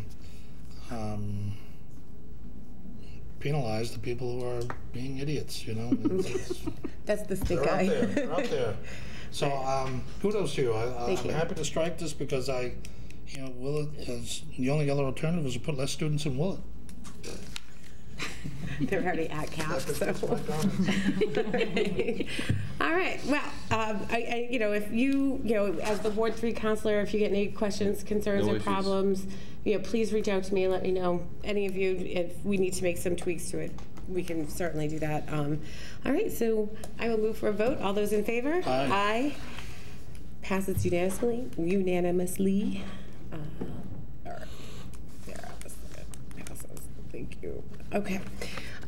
If I may, just President Cooper, I do still have the solar warning lighted sign at Lower County Street in Reed. Have you had any follow-up information from the mayor's office with regards to that? Yep, so I would suggest that you leave it in the committee, because I use it to refresh the mayor's memory. And the last time I talked to him about it, he had spoke to Mike about it. And Mike was planning to fund it out of his budget. It didn't need to come down to the council to be funded. So be looking for it. And we were going to meet tonight, and the mayor would have had an update for me tonight, but we didn't get a chance to do that. So I'll have an update for you at the next committee meeting as to when it will be installed. Sure. That was my question at the last meeting I had with the mayor, and he did send an email right then to Mike asking when. By the time we finished, he hadn't heard back, which is fine, but we need to know when. Okay. I'm happy. I can also reach out to Mike directly Sure. with regards to that. I'll happily send him an email tonight for an Great. update on that. I think we've all been waiting for that forever. A couple other topics. We do have a Traffic and Transportation Committee meeting next Thursday. Nope, next Thursday is 31st. 3 weeks. Can you play a calendar up again? I have it up there. So, which of course they're all open. They're open to the public. We do have, so it'll be February 7th at 6 o'clock. There is discussion. I know a lot of us get questions with regards to the installation of the traffic light at Thatcher and Rathbone Willard by Studley. That is part and parcel, that the installation of that particular light, though we've changed, accepted and changed the roadway, the installation of the light was key to us and getting the MSBA funding from the schools. Mike Tyler and the mayor are researching options to apply for funding to supplement some of the money that it will cost to install this particular traffic light. We do have a very good plan in place to accommodate that traffic tied in with County Square. It was my understanding that that particular program, it's a couple of years out, so I'm not sure. We may have to back that up. That might not be, but every time I get an update on that, nothing's fallen off the table. Everyone's still hammering for it, and it's something that's necessary. I would like to publicly thank Walt Walrus from the Traffic Study Commission. His last meeting will be with us the first week in February. He's been a very devoted traffic study commissioner for at least 7 years, and I've enjoyed working with him. He is committed to sending down a recommendation with regards to Beagle Club Road as his personal mic drop before he leaves, so I should have that in the weeks following our meeting. President Cooper. So I just wanted to, I know you've been challenged with having a quorum, so with Walter's last meeting coming up, are you down 2 members? Yes. With that resignation? Yes. And if everyone shows up, we can make a quorum, but we do need to have those 2 alternate members there in the event, like Mike can't make it, or which happens. And has Paulo been sworn in by the clerk and gone through that process? He was present at our last meeting, and he said he was coming in to be sworn in the following week. I haven't followed up with the clerk to make sure that that took place, but he was at our last meeting. Okay, great, thank you. And I have made it very clear to the mayor that I do need. I need 2 more people on that committee as soon as possible. And people, I would love to see maybe a retired firefighter, retired police officers, or someone with some... Retired counselor. A retired city councilor. Who could possibly that be? Walter. Anybody who has some kind of background as it pertains to understanding traffic and transportation. Because Walter came with a... Walt Walrus came with a great background, Walter Thibodeau, and we're... the individuals on our committee are great, but there's some pretty complex issues when we're creating, new, housing complexes and divisions and, and different things like that. It's important for us to have people with some experience. So I've expressed that to the mayor. He was committed to working that out at our last meeting, and like I said, he'll have an update at our next. Great. All right, I think, does anyone have any questions for transportation and traffic? Excellent. I move for an adjournment at 8:28. All those in favor? Aye, we are adjourned. I'd like to call License Committee to order at 8:28. I have 2 motions this evening from the docket of January 15, 2019. I entertain a motion to approve the application from Kenneth Blaze of 15 Paddock Lane, Attleboro, for a hawkers and peddlers license to sell pizza from mobile trucks. Second. Any questions? Can you give him my number for farmer's market?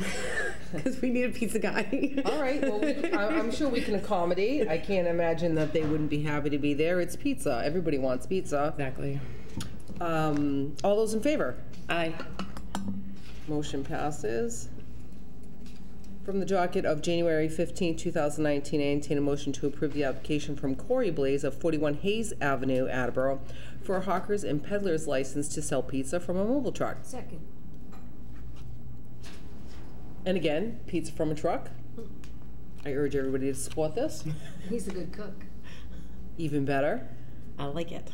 All those in favor? Aye. Motion passes. That's all the business I have this evening. I would like to call for an adjournment at 8:29. Second. All those in favor? Aye. We are adjourned at 8:29. Thank you.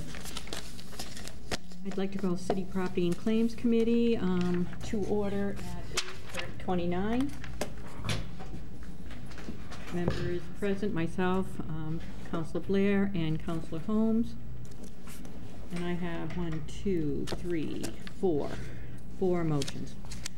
From the docket of February 5th, 2019, I entertain a motion to approve the request of the mayor regarding the donation of $250 in Stop and Shop gift cards from Bay Coast Bank to the Veterans Services Office.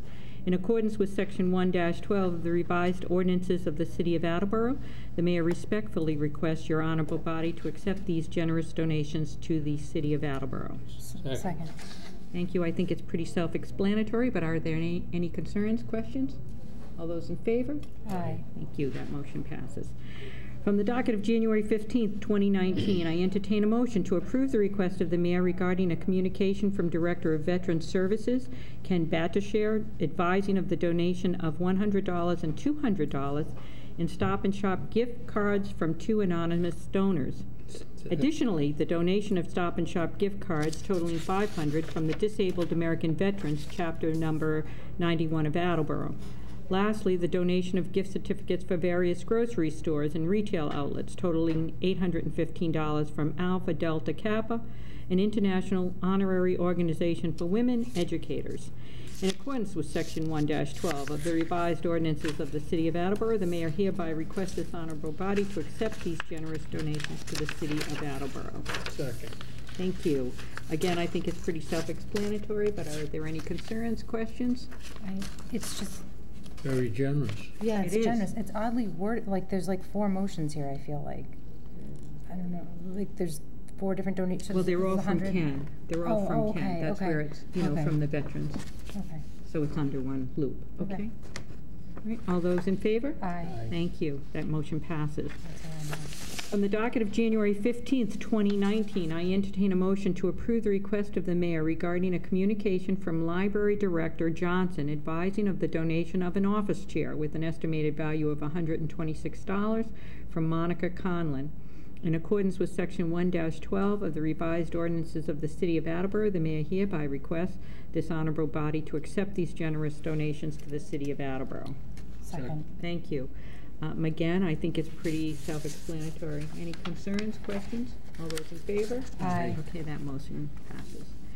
And again, from the docket of January 15th, 2019, I entertain a motion to approve the request of the mayor regarding a communication from Legal Secretary Allison Wood about a vehicle that the Building Inspections Department would like to declare surplus, and hereby respectfully request this honorable body to declare the following as surplus for resale value and available for disposition. It's a 2007 Ford Taurus. The VIN number is 1FAFP53U47A181776, and there's 137,000 miles on it, and it is in poor condition. Second. Thank you. Again, I think it's pretty self-explanatory what's going on here. All those, any questions, concerns? All those in favor? Aye. Okay, that motion passes. And that is all the business that City Property and Claims has. I would like to request an adjournment at 8:33. Second. Thank you. We are adjourned.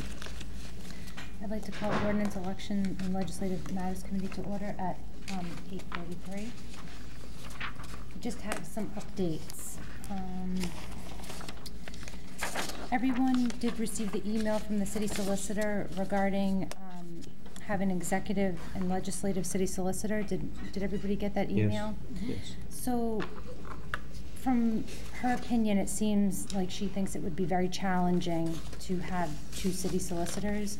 with that being said, when she came to even speak tonight, she was speaking to having a process in place to try to improve communication and make sure that there is not going to be a formal opinion coming down right before a council meeting to throw anybody off or anything of that nature. So we're trying to streamline the communication and talking about that. Are there any comments on that?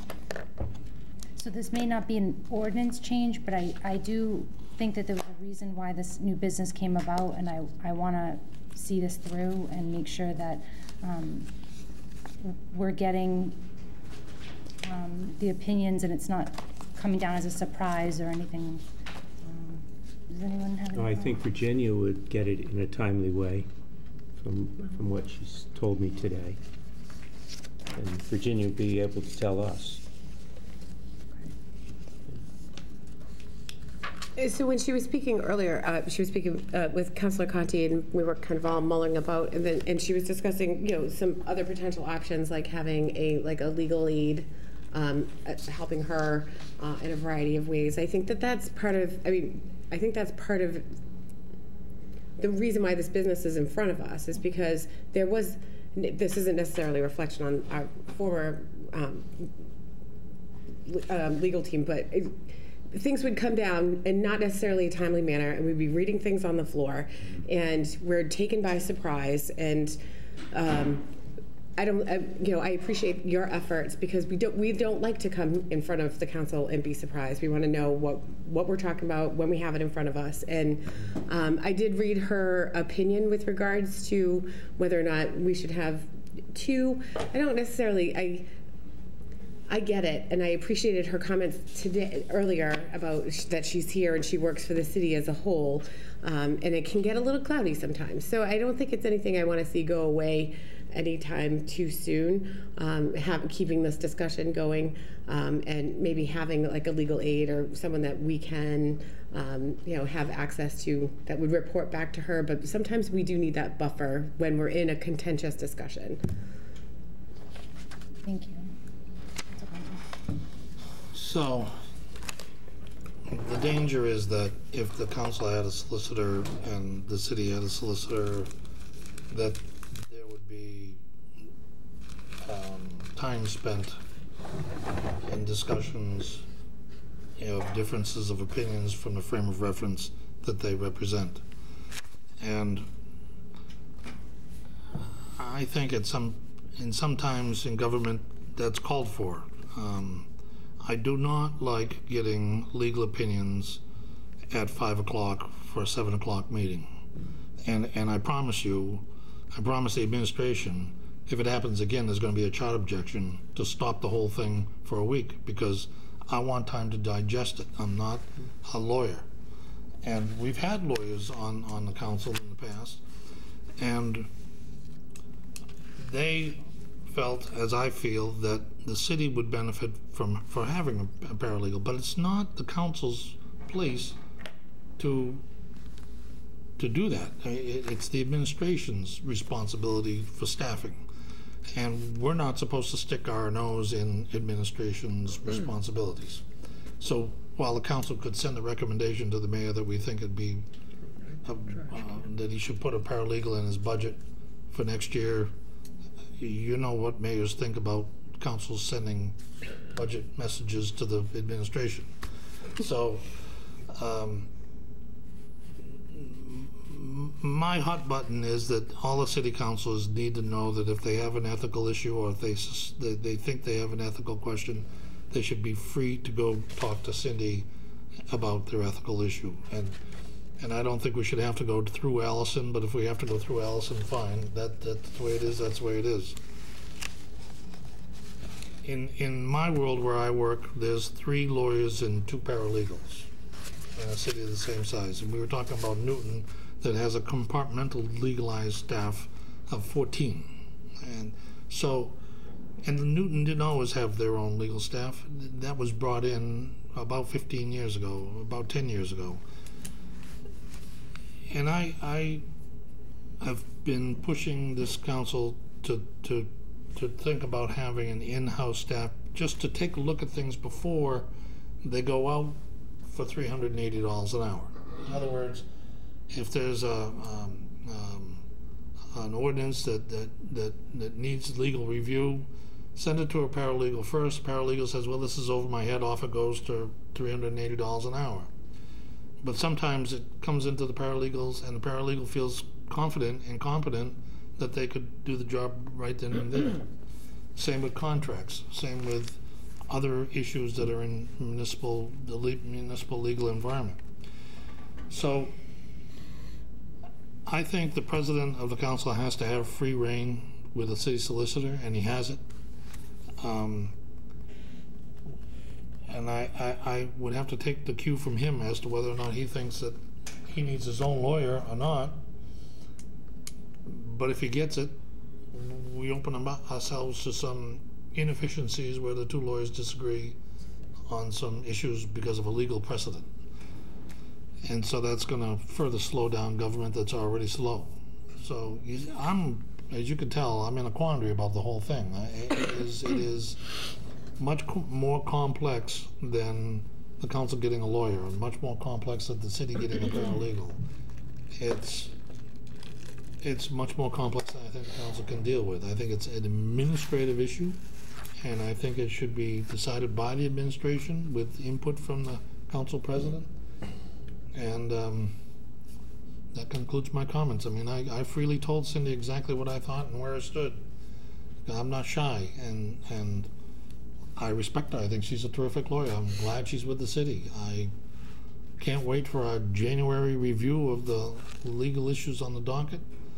And I would like to see the city property and claims more involved in the legal process of the city, but beyond that, I'm just one counselor, and that concludes my comments. Thank you. Anyone else? Thank you. So Diana and I did have a meeting with her, and I'm sorry I missed the beginning. I don't know if you mentioned that.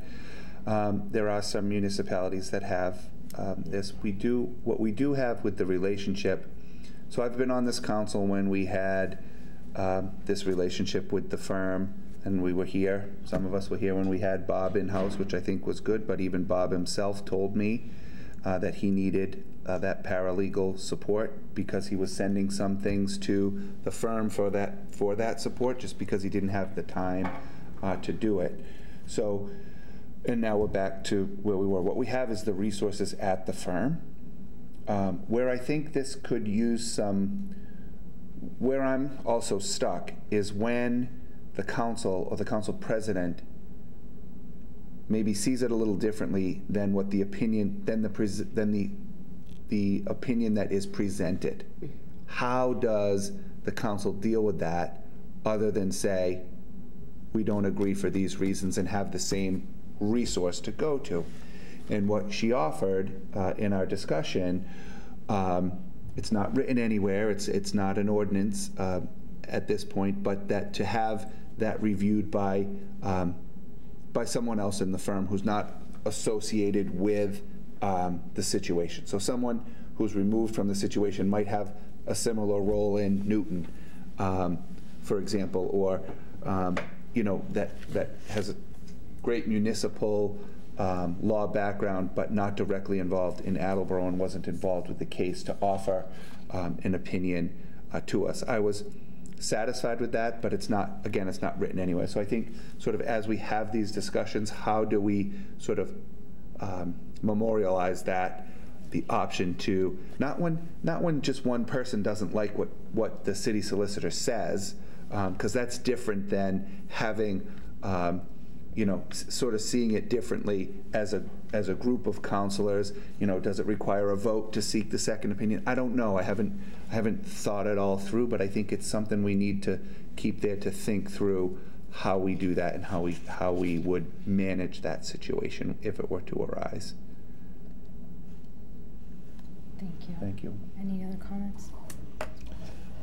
That all sounds great, and I'm comfortable moving forward with that as opposed to having a second one or down the road. And the background being there was a discussion about whether or not the administration could veto a negative vote or whatnot that we did disagree on. And at that point, I had reached out to the Attorney General to get clarification from their office, and the response was that they didn't get involved in municipal issues, and if we wanted, we could.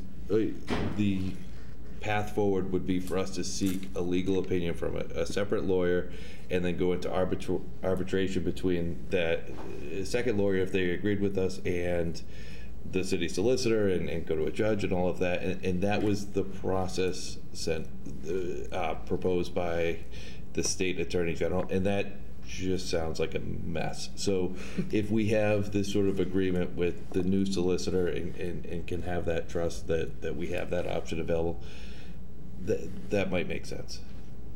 Thank you. Thank you. Thank you for all the comments.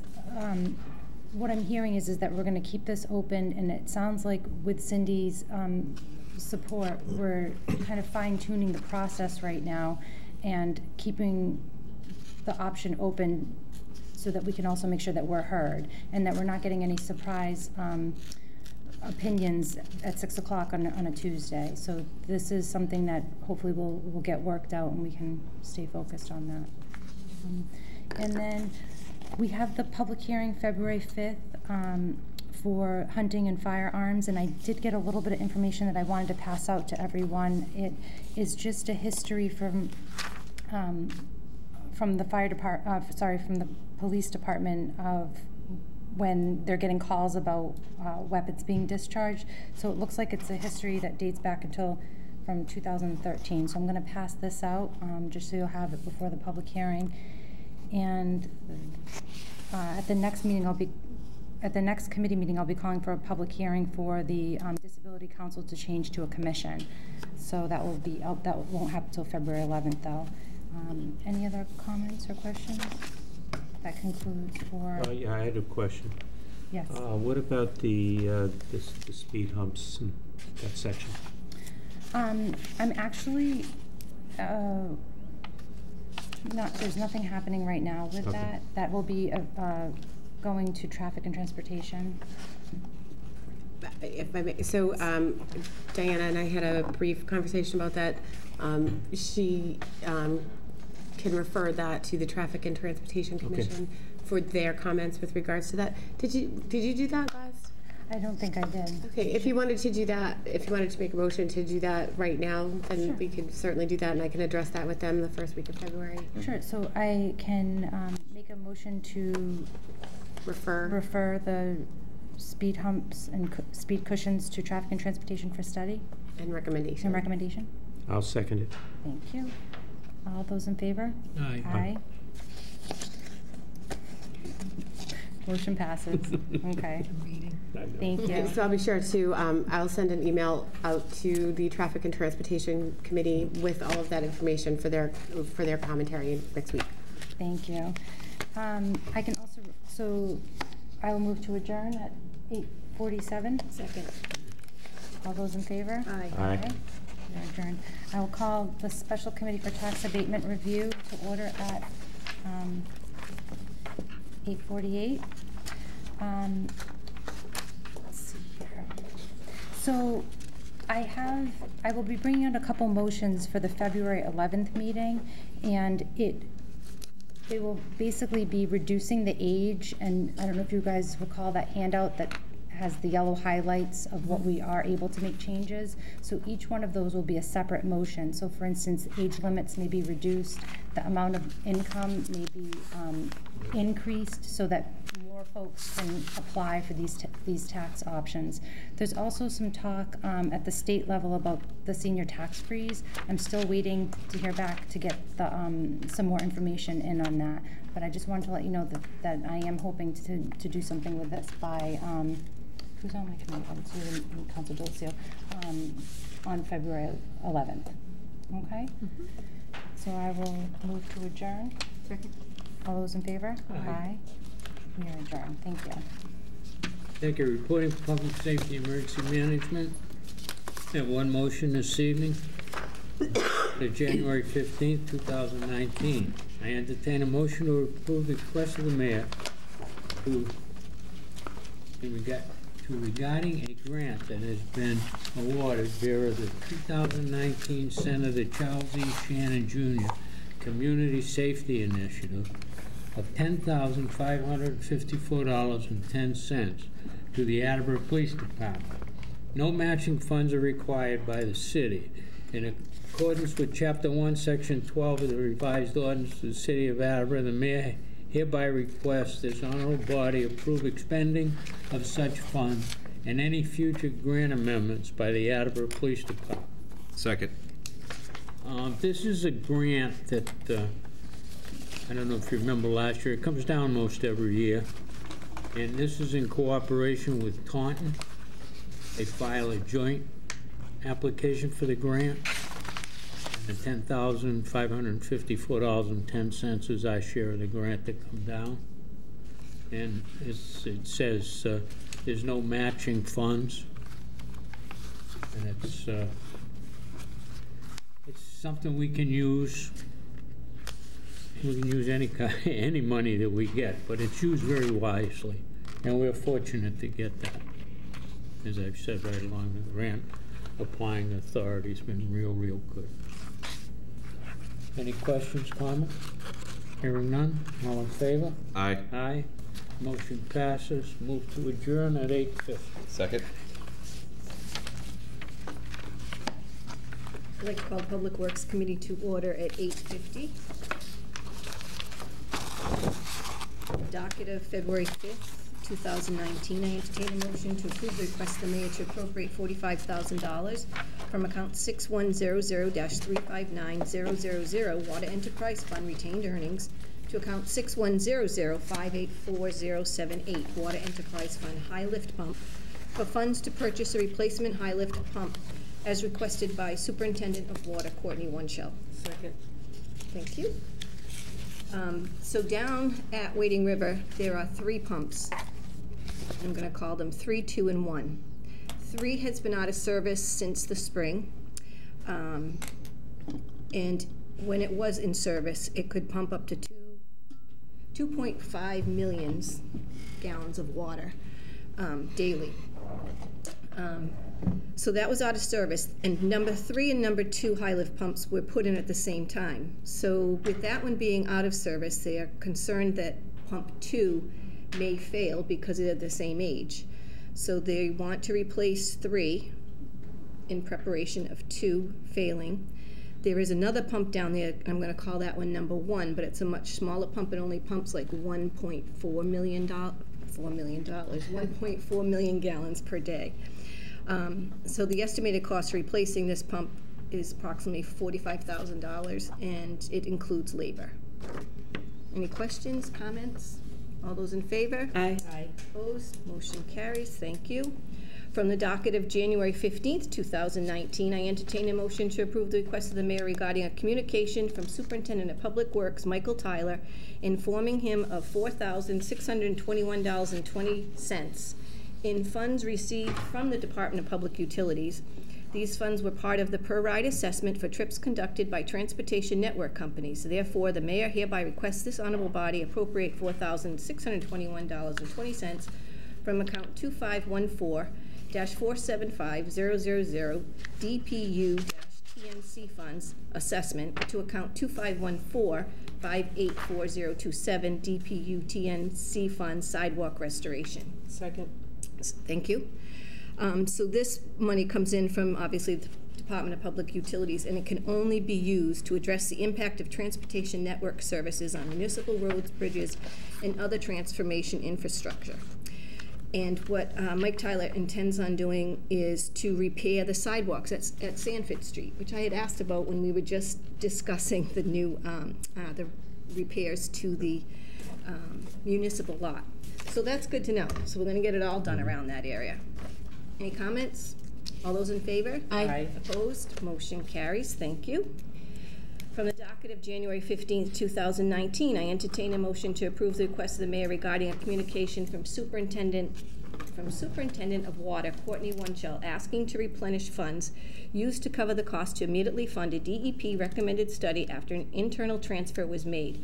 Therefore, the mayor hereby requests this honorable body transfer $22,000 from account 6100-578300 Water Enterprise Fund Reserved Fund for transfer to account 6100-530335 Water Enterprise Fund Activated Carbon Replacement. Second. Thank you. So we replaced the carbon filter, but in order to get another activated carbon replacement, we have to put this money back into that fund. Any comments, concerns? All those in favor? Aye. Opposed? Motion carries. Thank you. From the docket of December 4th, 2018, I entertain a motion to approve the application from National Grid to replace direct buried cable with new AL cable inside PVC-BC conduit throughout Augsburg Drive, fed from riser P8149 on Slater Street. Second. Thank you. We did have a gentleman here from National Grid to speak on Augsburg Drive. He was here, was it last week? I'm confused on the weeks. Yeah, it was last week.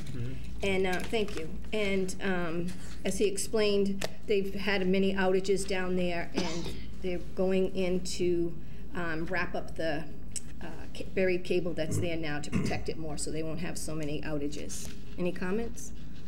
All those in favor? Aye. Aye. Motion passes. Thank you. I would ask for an adjournment at 8:55. Second. Thank you. All those in favor? Aye. Opposed? We are adjourned at 8:55. We're done. Thank you. Thank you. No meeting next week. Oh, yes. When's I think that there's one in next week. I think that there's another one coming up too.